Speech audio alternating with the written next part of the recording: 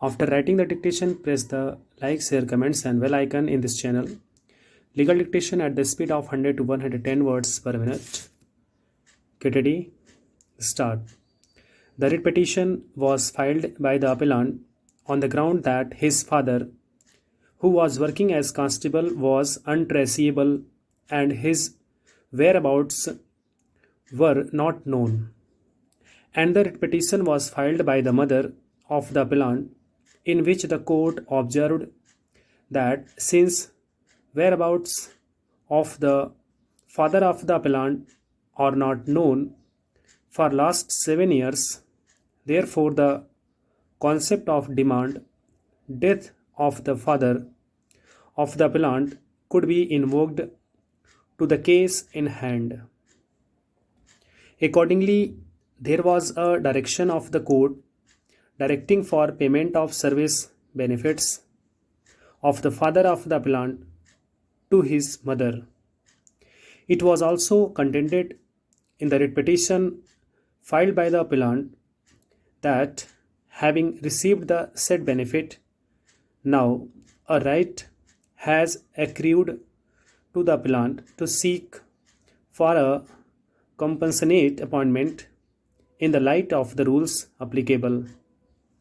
The aforementioned writ petition was contested by the respondent, contending inter alia that the father of the appellant was dismissed from service for unauthorized absence, and therefore in a case like that the appellant was not entitled to claim the benefit of compassionate appointment.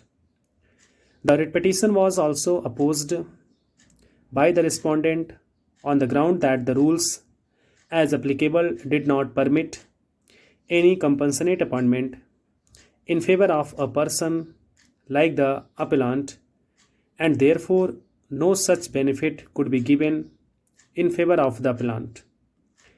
The writ petition thereafter was taken up for arguments by the learned single judge, who, considering the facts and circumstances of the case, dismissed the writ petition, holding that no case for such appointment was made out.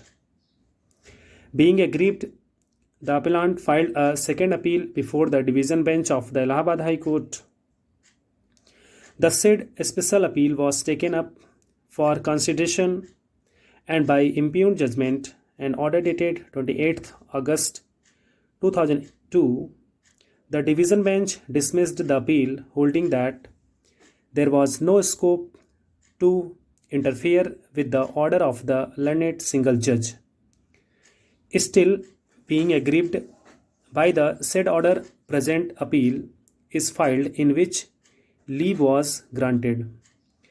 A bare perusal of the aforesaid rule would make it crystal clear that there is a time limit prescribed, according to which a deserving candidate has to make an application for appointment within 5 years from the date of death of the government servant.